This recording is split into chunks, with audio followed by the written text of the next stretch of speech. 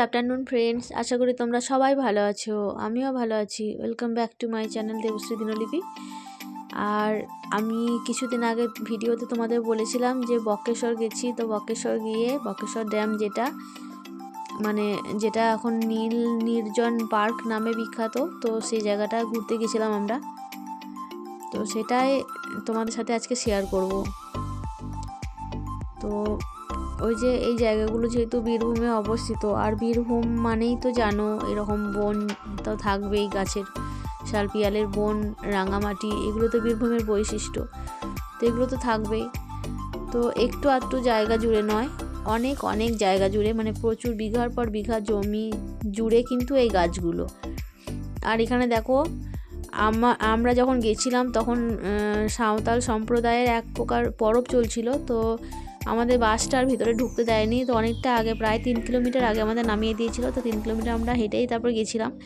আর যেতে যেতে এই যে সাঁওতাল সম্প্রদায় বাড়িগুলো পড়ছে, তো বাড়িগুলো মানে এত সুন্দর পরিষ্কার পরিচ্ছন্নভাবে মানে রং করা, নিকানো চোকানো বাড়ি, সেগুলো দেখতে দেখতে আমরা যাচ্ছিলাম। তো দেখতে দেখতে আমার মেয়েকে বলছিলাম যে ক্লাস 5-এ যে একটা গল্প ছিল, মানে ইংলিশে ওদের একটা গল্প ছিল ক্লাস 5-এ। তো সেই গল্পটা মানে ফুলমণি গল্পটাই আমার মনে পড়ে গেল। তো আমার মেয়েকে বলছিলাম। আর এখন দেখো সবাই মিলে তোড়জোড় করে হাঁটছি।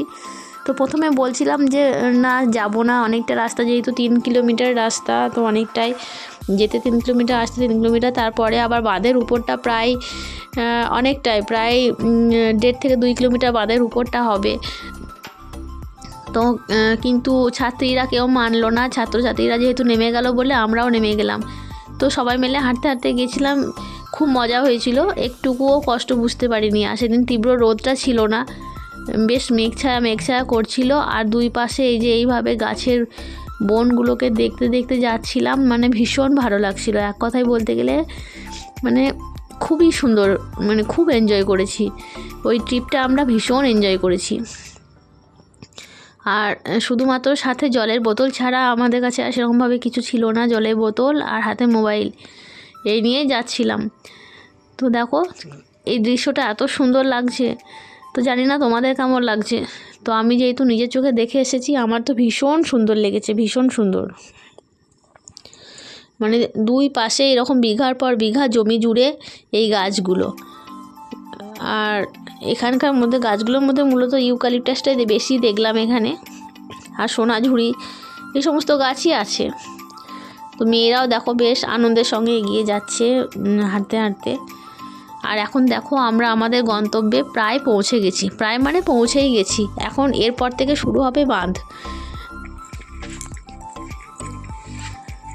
তো এখানে মানে এখানে এটা হলো গ্রামের শেষ সীমানা, আর এরপরের থেকে আবার বাঁধে যাওয়া শুরু। আর এখানে এই টোটোওয়ালাটা আমাদেরকে টোটোতে করে বাঁধটা পেরোবার জন্য বলছিল, কিন্তু প্রথমে আমরা না করলেও পরে কিন্তু টোটোতে চড়েছিলাম। যাওয়ার সময় থেকে আসার সময় বেশি চড়েছিলাম আমরা। আর এখান থেকে বাঁধটা শুরু হলো। তো বাঁধের উপরে উঠে তো যে যেমন খুশি তেমন ছবি টবি তোলা, সব কিছু চলছিল, রিলস বানানো। তো আমিও কিছু কিছু করে নিয়েছি, রিলস বানিয়েছি, ছবি তুলেছি অনেক। তো সেগুলো তোমাদের সাথে ভিডিও শেষে শেয়ার করব।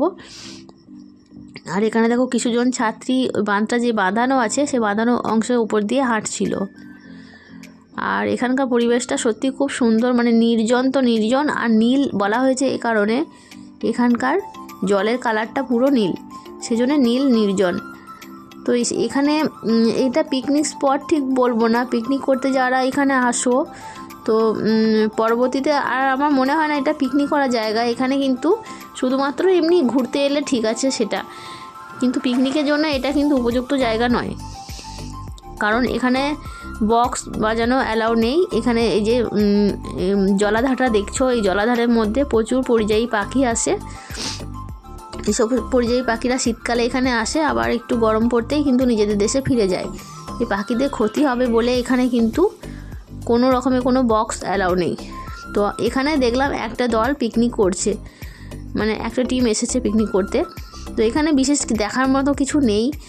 তো সামান্য হয়তো এক হাতটা সিনারি করা রয়েছে, আর একটু আরবের মতো মানে মরুভূমির মতো করা হয়েছে এখানটায়।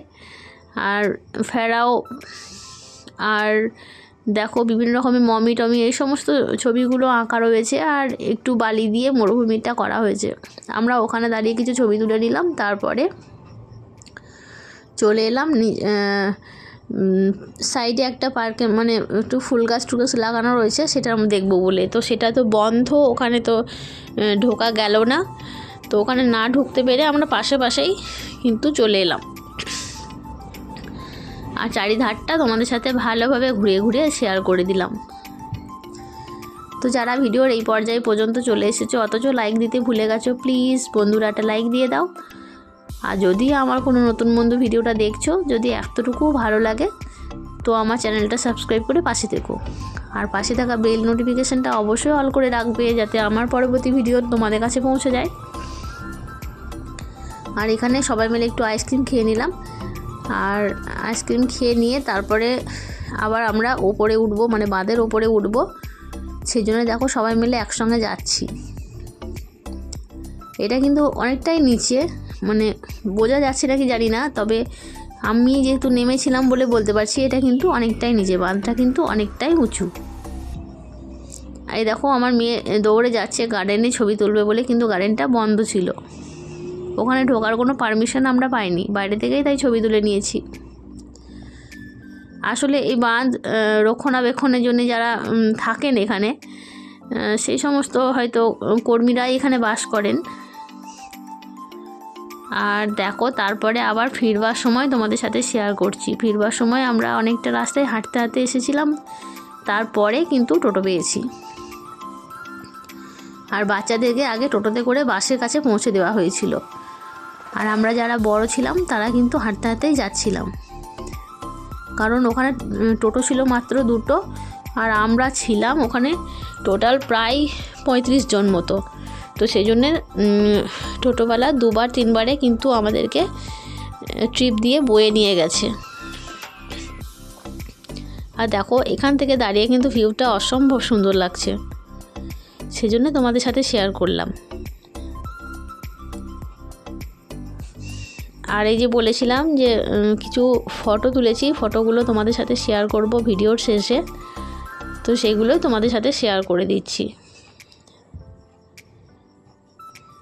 না সত্যি সব মিলিয়ে তোমরা এখানে ঘুরতে আসতে পারো, কিন্তু পিকনিক করতে আসার জন্য আমি এই জায়গাটা চয়েস নাই করতে বলবো, কিন্তু সব মিলিয়ে জায়গাটা সুন্দর ভালো, মানে নিজেদের চোখকে সার্থক করবার জন্য এটা কিন্তু যথেষ্ট ভালো।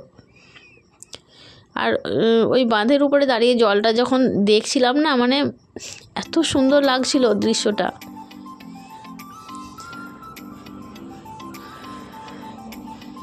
তো এখানে আমার বড়মশাইও কিছু পোজ দিয়ে ছবি তুলেছে, সেটাও তোমাদের সাথে শেয়ার করলাম। তো বন্ধুরা ভিডিওটা যদি ভালো লাগে অবশ্যই লাইক কমেন্ট শেয়ার করো, যারা আমার ওয়েস্ট বেঙ্গলের বাইরে আছে তাদেরকেও শেয়ার করে দেখবার সুযোগ করে দিও।